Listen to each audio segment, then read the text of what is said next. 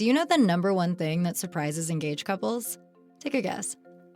The sheer amount of decisions they have to make while planning a wedding. Indoors or outdoors? How many guests? Are kids invited? Controversial. Which cake flavor? Seriously, how do you even begin to figure out what's right for you? That's where Zola comes in. Zola has everything you need to make every wedding decision a piece of cake, from choosing your dream wedding venue and vendors to deciding how to best spend your budget. With tons of customizable wedding websites, save the dates and invites, every detail will feel like you. Zola will even help you choose the gifts, experiences, and cash funds you really want. The next thing you know, you've planned your whole wedding all in one place. From getting engaged to getting married, Zola has everything you need to plan your wedding in one place. Start planning at Zola.com. That's ZOLA.com. Step into the world of power, loyalty, and luck. I'm gonna make him an offer he can't refuse. With family, cannolis, and spins mean everything. Now, you wanna get mixed up in the family business. Introducing The Godfather at ChumbaCasino.com. Test your luck in the shadowy world of The Godfather slot. Someday, I will call upon you to do a service for me. Play The Godfather now at ChumbaCasino.com. Welcome to the family. No purchase necessary. VGW Group. Void where prohibited by law. 18 plus. Terms and conditions apply. Get ready to dive into the comic book realm where heroes rise and villains take the helm. We're here to dissect the stories and the art. Our source material, we tear the panels apart. So, yeah, let's kind of set the stage here. And we're going to get into our first 5 issues, but I need to know, Mark, tell me why City of Bane? Why are we doing this? Tell me why I'm such a fan of Batman. Tell me why I really like the Bane character. Tell me why I don't totally hate Tom King. I liked his Vision series. No, we did like that, yes. We did like that one. Tell me why. It's been sitting on my shelf. We're going through Mark's shelf. Occasionally, I throw up other stuff that I'm interested in, and I create our trilogy recording session that we do. If you look at your schedule for next year, you'll see the madness that I have unfurled upon you. Oh, no. Yeah, I bought the City of Bane. I started a couple of Christmases ago reading the Tom King run. I think I got as far as I Am Gotham and I Am Suicide.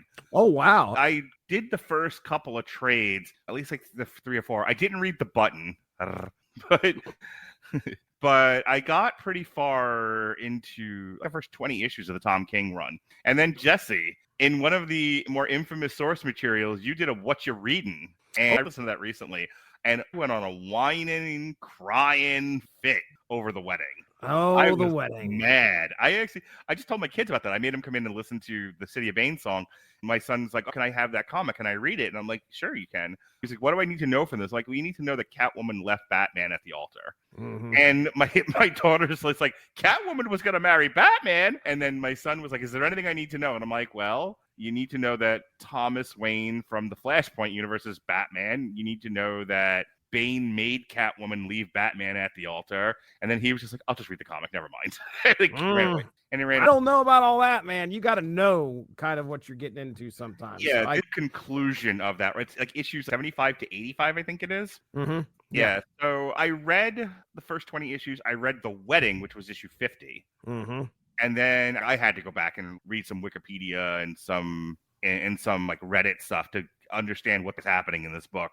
Yeah. But yeah. I just thought it was a cool title. I like Tom King mostly, though as we discussed when we discussed The Wedding, like his interpretation of Batman really pissed me off. Like Batman can't ever be happy, so he can't marry Catwoman. And I was like, no, which he somewhat resolves in this story.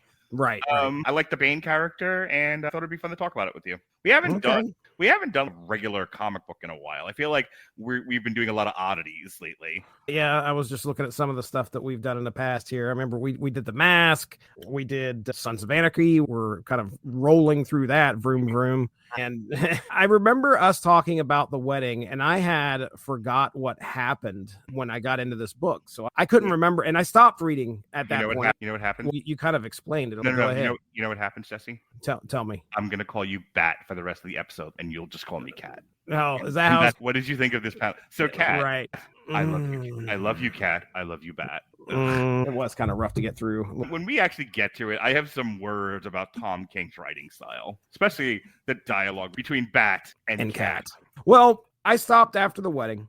I didn't continue to pick it up. So you've definitely read more. Some of the storylines you were mentioning, I had to do the same thing. We're coming in at the end of this large run, so I didn't know what was going on. Yeah. I was really confused because we had two Batman in this thing. And of course, what we find out is the Flashpoint Batman is stuck around and he's now... I wish I had read the button. There's a lot where you need to know this stuff somehow. For sure. If you can't give this to somebody and go, here you go. Yeah, without like explaining I just did to my son. Like you did. Yeah. Just like you did.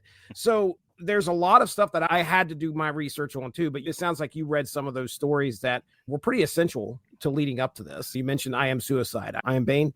I think it's like I Am Gotham. I Am Gotham. Yeah. I had to jog my memory as to who Gotham Girl was because she's at the beginning of the Tom King run. Yeah, I had no idea. I didn't know who this person was. So yeah, something that you probably had a little bit of a leg up on. I had to go and research things. Mm-hmm. So yeah, our main characters, obviously Bane's going to be involved here. Thomas Wayne from the Flashpoint universe is a Batman in Gotham that is serving under Bane's rule, I guess you would say. Yep. And yes, Gotham Girl, who is a super powered sidekick. And then, of course, we have Batman, who at the start of this has been broken. And he's on his way to find something called the Memory of the Mountain. He's scaling this mountain, and that's where we start off with issue 1.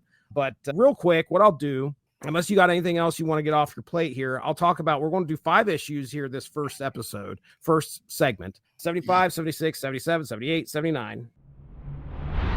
In the first 5 issues of City of Bane, Gotham City is controlled by Bane, who has allied with several of Batman's foes to impose his version of order. With the Bruce Wayne Batman absent and presumed broken, the villains now dispense their twisted brand of justice with a new crime fighter at the helm, the Batman from the Flashpoint universe, Thomas Wayne, Bruce's father. Gotham Girl, a superpowered sidekick to Thomas Wayne fueled by super venom, the toxic drug that gives Bane his powers, enforces Bane's rule, a major deterrent to law-breaking citizens and to interference from outside superhero influence, while the villains ensure compliance and punishment. Some villains like Two-Face aim to usurp Bane's rule but are quickly cut short, captured by Thomas Wayne and Gotham Girl. These defectors are then brought to Arkham Asylum, where the twisted psycho pirate uses his powers to control their minds in service of Bane. We also learn that Alfred Pennyworth is a hostage of Thomas Wayne, also meant to keep the heroes at bay. Meanwhile, Bruce Wayne ascends a large mountain and is left vulnerable and injured after an attack, but is found by Selina Kyle, Catwoman. In the following issue, when Captain Atom goes to deliver a message to Gotham Girl confirming that the U.S. government has declared Gotham off limits to superheroes, she dispatches the powerful hero with alarming ease, making clear that her power is essential to maintaining Bane's stronghold over Gotham. In Paris, Catwoman looks after an injured Bruce Wayne, who takes some time to recover. Elsewhere, Damian Wayne, Robin, and Tim Drake, Red Robin, wrestle with the grim reality of Bane's regime and their moral responsibilities.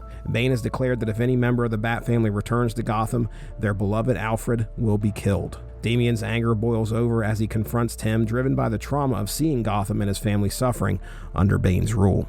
In issue 77, Damian Wayne infiltrates Gotham and confronts and taunts Gotham Girl, ultimately neutralizing her with a magical artifact, and boldly challenges Bane's regime. At the issue's climax, Damian faces off with Thomas Wayne, the twisted enforcer of Bane's rule, and suffers a severe defeat. The issue ends on a dark note as Damian is knocked unconscious and is captured. Awakening, Damian watches in horror as Bane snaps Alfred's neck and realizes he has now given them himself as a new hostage. In issues 78 and 79, our story takes place in a small tropical coastline city where Bruce, still injured and recovering from his confrontation with Bane, spends time training with Selina, who acts as both companion and mentor as she pushes him back to full strength. Their conversations reveal emotional complexities as they discuss past regrets, that what might have been, and Bruce's unwavering dedication to Gotham. Through intense training exercises and intimate exchanges, Bruce and Selina rediscover their bond, solidify their love, and ultimately prepare to face Bane together. The two decide to don their costumes and begin crime fighting in the city they are recovering in, honing their skills in preparation for their fight against Bane. They also thwart a criminal transaction led by Magpie, who had planned to sell some of the superdrug Venom, a critical component to Bane's power. Bruce and Selina reaffirm their commitment to each other in Gotham, with Bruce acknowledging the necessity of Catwoman's presence by his side in the upcoming battle against Bane, and the pair decide on a new start together. Do you know the number one thing that surprises engaged couples? Take a guess. The sheer amount of decisions they have to make while planning a wedding. Indoors or outdoors? How many guests? Are kids invited? Controversial. Which cake flavor? Seriously, how do you even begin to figure out what's right for you? That's where Zola comes in. Zola has everything you need to make every wedding decision a piece of cake, from choosing your dream wedding venue and vendors to deciding how to best spend your budget. With tons of customizable wedding websites, save the dates, and invites, every detail will feel like you. Zola will even help you choose the gifts, experiences, and cash funds you really want. The next thing you know, you've planned your whole wedding all in one place. From getting engaged to getting married, Zola has everything you need to plan your wedding in one place. Start planning at Zola.com. That's Zola.com. Hey, it is Ryan Seacrest. There's something so thrilling about playing Chumba Casino. Maybe it's the simple reminder that with a little luck, anything is possible. ChumbaCasino.com has hundreds of social casino-style games to choose from with new game releases each week. Play for free anytime, anywhere for your chance to redeem some serious prizes. Join me in the fun. Sign up now at ChumbaCasino.com. Sponsored by Chumba Casino. No purchase necessary. VGW Group. Void where prohibited by law. 18 plus. Terms and conditions apply.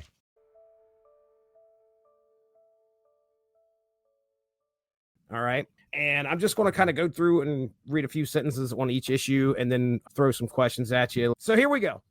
Issue 75, Gotham City is under Bane's control. So that's how we're going to start things out. And he has created the City of Bane, where he enforces strict, violent order through Gotham's villains. Flashpoint Batman Thomas Wayne serves as a twisted enforcer of justice, and Bane holds Alfred hostage to keep the Bat family out of the city. Meanwhile, Batman, recovering outside of Gotham, is beginning to prepare his return. In issue 76, Gotham is shown to be a police state under Bane's rule, with villains like Scarecrow and Victor Zsasz patrolling the streets as the Gotham City Police Department. Outside Gotham, Catwoman helps Bruce recover both physically and mentally, rekindling their connection and his resolve. In Gotham, Gotham Girl aggressively enforces Bane's law, quickly defeating the powerful Captain Atom, as the U.S. government has ordered no heroes to interfere with Bane's Gotham. In issue 77, Damian Wayne, who is Robin, sneaks into Gotham, intending to challenge Bane and free Alfred. Though he manages to temporarily subdue Thomas Wayne, Damian's actions backfire in a devastating turn.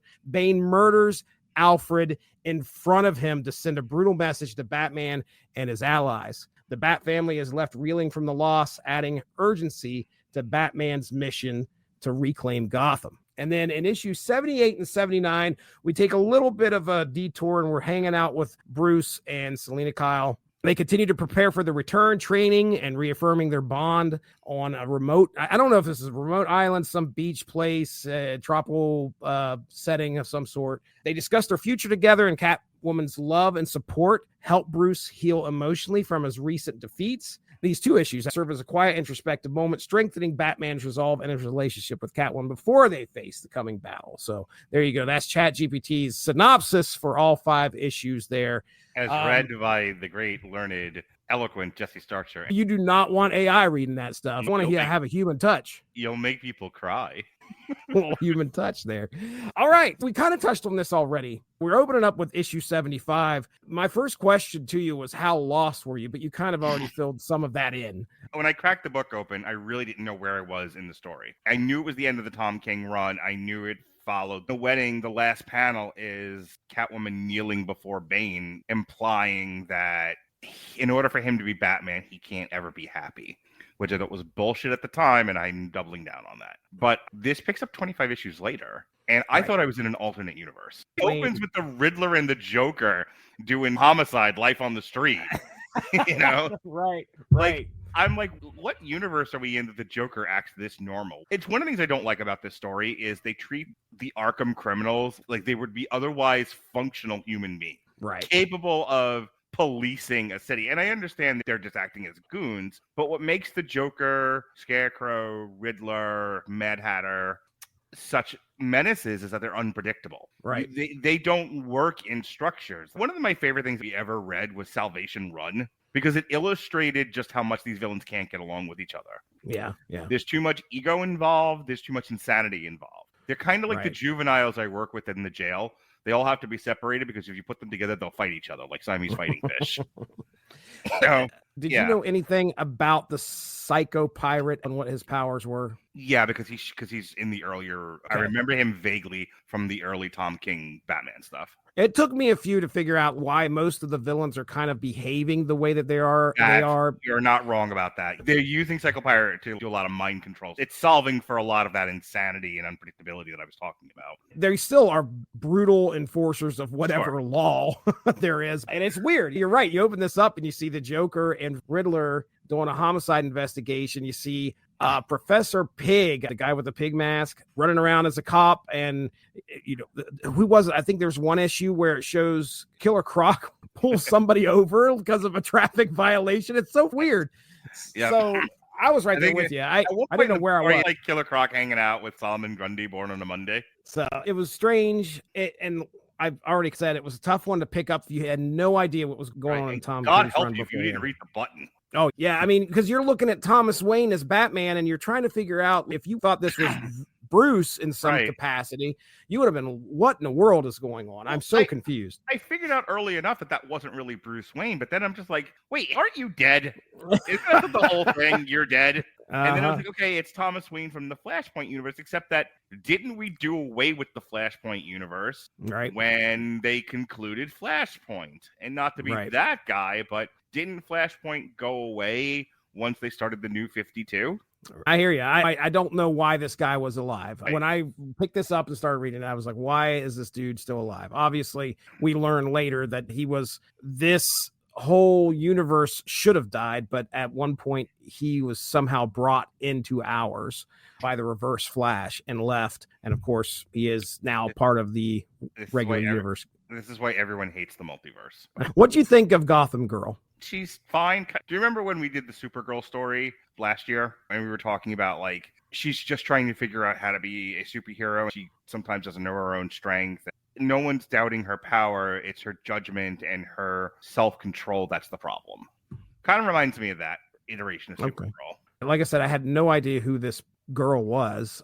Going into this cold, it's kind of tough. But yeah, you watch her come out and she helps Thomas fight off Solomon Grundy. And I don't know who the dude with all the earrings was, but obviously he was very powerful. But she's definitely a heavy hitter. And then when she faces off with Captain Atom, I was like, Him slept Okay. the fuck to him. yeah, and launched him a city away. And I was like, she's very, Yeah. very capable of handling them. And then throughout the book, you hear about how her brother took on the JLA, Mhm. Captain Atom, who can sometimes beat up Superman in certain situations. This girl is nothing to mess with. We learn a little bit more Wu-Tang. about her later. But then we get our big moment of these first 3 issues, and that is the death of Alfred. What are your thoughts? The death of Alfred wasn't impactful to me until Batman found out about it, which we'll talk Ooh, about yeah. in Yeah. the next segment or two. So here's my other problem with this. I'm already dealing with dead characters that are still in this book. Thomas Wayne shouldn't be there.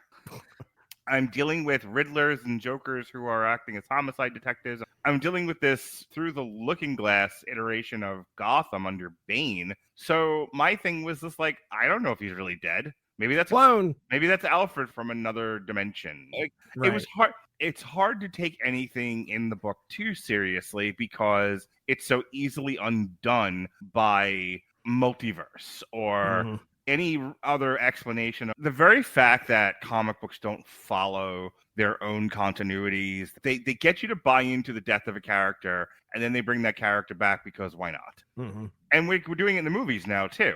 We all bought into Endgame with the death of Robert Downey Jr. and his Iron Man character just to recast him as Dr. Doom. This is why my son doesn't like the Marvel movies anymore, because he's just like, there's no stakes. Nobody ever dies. Nobody's death, I can't take it seriously because they won't follow through on it. So when he snaps Alfred's neck, I was like, okay, and are they going to bring him back to life? There's a hot tub that they can throw people in to bring them back to life. You know, one of the things that I have, the Lazarus pit, right? Yeah, go teabagging in the Lazarus pit. You'll come back to life. You'll be all right. Okay, so we're going to talk about this tomorrow on Ash vs. Evil Dead, Season 3. I have it's the same problem with that show. At some point, death is meaningless. And so we're killing characters, and they're literally communicating from beyond the grave like we are right now on StreamYard. Possibly better. Yeah. It's hard for me to have emotional buy-in when you treat death as a minor hurdle at best. I feel like the pitch meeting guy was like, and then they snapped Alfred's neck. It was like, well, is he dead? Well, it's just minor inconvenience. Oh, really? Well, this is one of the main logs to the fire that they throw out at Tom King. Chris Bailey was the first one I've heard say this. Tom King has no compunction. He will walk into a room and break all the furniture and leave. Right. A lot of people got upset that he killed off Alfred. And as a matter of fact, my buddy Derry added one to it. He said he would leave and he wouldn't even offer to help clean up. He'd just leave. That's pretty much what Tom King is known for. Tom King.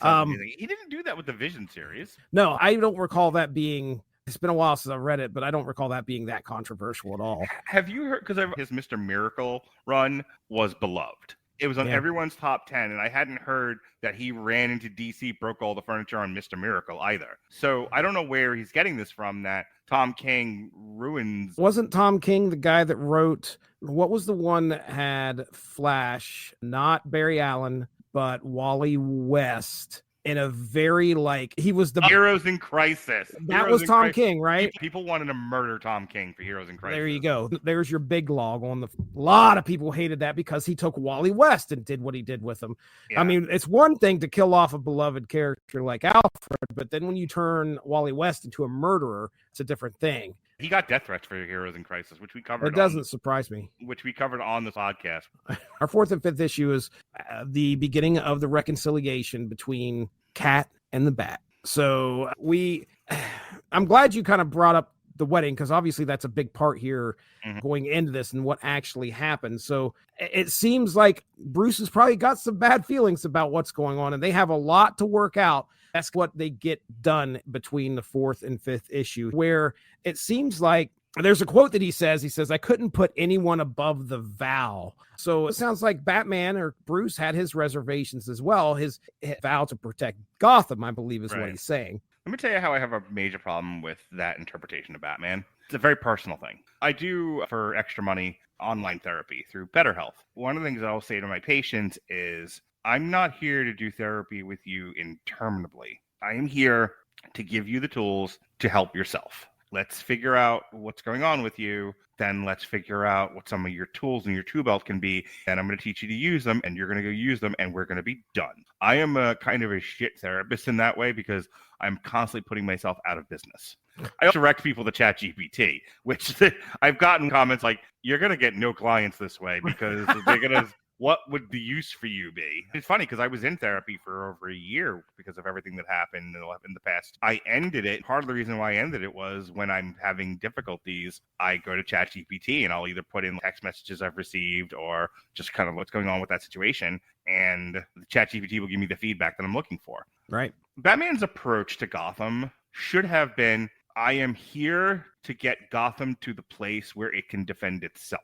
I'm not here for a long time. I'm here for a good time. And I hate the interpretation of Batman that basically Bruce Wayne no longer exists. He's just Batman, and he's going to do this forever, to the point where Tom King writes him almost as if he's got a death wish. Oh, yeah. I want, It feels like the character from Forrest Gump, Lieutenant Dan. My destiny is to die in battle. Batman being traumatized by the death of his parents in the alley by Joe Chill would traumatize him such that I feel like I need to do something so that this doesn't happen to another child. But at some point, he should also want to move on with his life.